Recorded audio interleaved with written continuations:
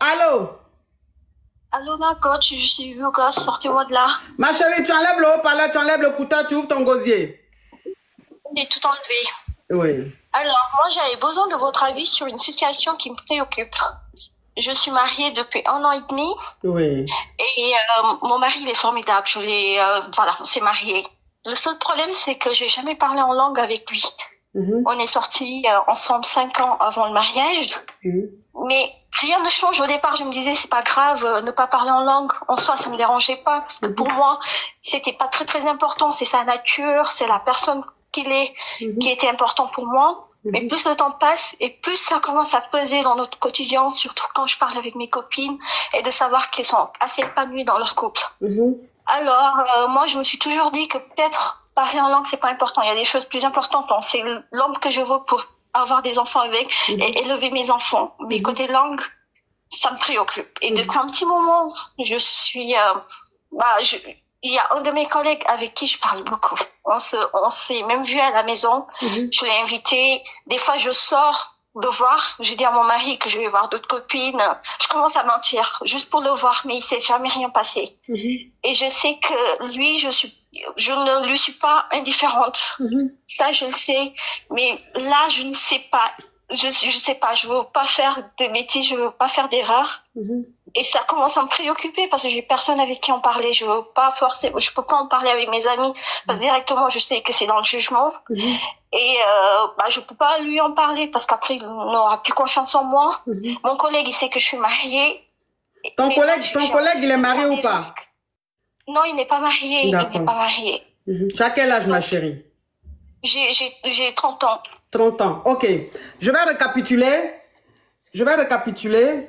Alors, tu es mariée et ton mari et toi, avant de vous marier, vous avez gré. Hein, donc, ça veut dire que c'est quelqu'un que tu connaissais. Non, je récapitule. Hein. Ça veut dire que c'est quelqu'un que tu connaissais déjà avant le mariage. Tu savais que déjà, avant le mariage, c'est quelqu'un qui ne savait pas gré. Mais qu'est-ce que tu t'es dit? Il a tellement de valeur, il a tellement de qualité que tu t'es dit, bon, le grêlis, franchement, c'est pas important. Le plus important, il est là pour moi, il est prêt pour moi, il s'occupe bien de moi, il est gentil avec moi. Voilà comment vous vous êtes mariés 5 ans après. Depuis que vous vous êtes mariés, ça continue toujours. Ça veut dire que tu n'as jamais parlé en langue. Jamais tu as parlé en langue. Mais à part ça, c'est un homme... Oui, ma chérie. À part ça, c'est un homme formidable. Mais quand tu es avec tes copines, elles disent qu'elles parlent en langue. Elles disent qu'elles sont épanouies, c'est-à-dire grèce-allemand parlant. Elles sont épanouies. Mais toi, tu ne peux pas dire que tu es épanouie grèce-allemand parlant parce que ton mari ne veut pas parler en langue. Maintenant, qu'est-ce que tu as fait? C'est que tu as ton collègue qui te plaît et toi aussi tu lui plais.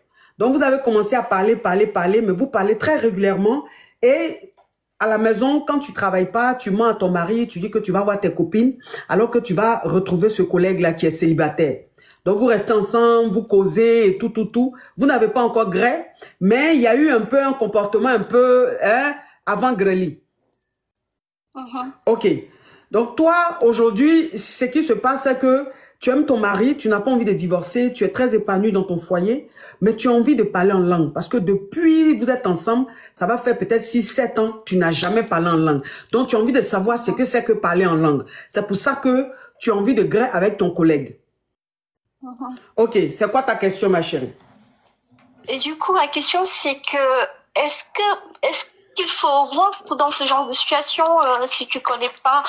Est-ce que c'est une situation qui peut te pousser à partir Voilà, c'était ça ma question. Donc, tu as envie de... Tu as envie de divorcer. Tu me demandes si ça peut être une raison de divorce. Motif, ouais. Voilà un motif de divorce. Oui. Bon, ça peut être un motif de divorce si, avant le mariage, vous n'avez pas gré. Ça veut dire que si avant le mariage, vous avez décidé de ne pas gré après le mariage. On appelle ça abstinence. Si vous avez décidé de faire ça et que après le mariage, tu vois que côté grêlis, ça va pas du tout. Si toi, tu ne te sens pas heureuse, tu peux partir. Tu peux demander le divorce. Sauf que toi, dans ton cas, avant même, c'est-à-dire qu'avant même le mariage, c'est-à-dire pendant 5 ans, ça a toujours été comme ça. Et toi, tu t'es dit, voilà, tu t'es dit que ce n'était pas ça ta priorité. Et que ça, c'était au second plan. C'est vrai qu'aujourd'hui, la réalité te rattrape. La réalité te rattrape. tu as envie de profiter de la vie, tu as envie de vivre ce que tes copines t'expliquent. Donc, c'est ce qui te pousse à être peut-être infidèle. Moi, maintenant, ce que je vais te conseiller, moi, je ne vais pas te demander de divorcer parce que ton mari, il t'a rien fait, il n'est pas méchant, c'est juste qu'il n'a pas d'expérience, c'est juste qu'il ne sait pas grec. Et ça, je t'apprends aujourd'hui que ça, c'est un problème qui peut être résolu. Tu peux lui apprendre. Ou bien si, voilà, tu peux lui apprendre. Ou bien si toi-même, tu ne peux pas, il y a beaucoup de choses. Il y a des films, il y a des romans, il y a beaucoup de choses qui peuvent vous permettre d'apprendre. C'est-à-dire que ton moro et toi, vous pouvez mettre des films et tout, vous devez vous regarder. Et quand vous regardez là, ça vous apprend. Tu comprends un peu? Ça, c'est 3 minutes, là, coach. C'est les 3 minutes, là. Les 3-4. Oui, les 3 minutes. Ouais. De la vidéo. Non, grèce-allemand parlant, quoi. Ou grèce-allemand parlant, il fait 3 minutes. Oui. Mais c'est pas grave, 3 minutes là, quand c'est bon là, c'est mieux qu'une heure qui n'est pas bon. Hein. Quand 3 minutes même est intense là, c'est mieux même qu'une heure, c'est mieux que 30 minutes. Donc moi je vais simplement te dire que tu ne peux pas divorcer parce que ton mari n'a pas d'expérience. Tu peux lui apprendre. Si toi aussi tu n'as pas d'expérience, vous pouvez apprendre. Il y a beaucoup de choses aujourd'hui, voilà, sur Internet ou même à la télé, il y a plein de choses, vous pouvez apprendre ensemble. Apprenez ensemble, tu comprends? Et puis ton collègue, là, faut arrêter d'aller le voir. Parce que tu risques de faire, voilà, tu risques de faire l'irréparable. C'est-à-dire, tu risques de gré avec lui et tu vas regretter. Tu vois? Faut l'éviter. Faut éviter d'aller le voir, s'il te plaît. Et trouve une solution avec ton mari. Il faut lui permettre d'apprendre. Apprenez ensemble et ça va aller. Tu as compris, ma chérie? D'accord. Courage à toi, ma chérie. Courage.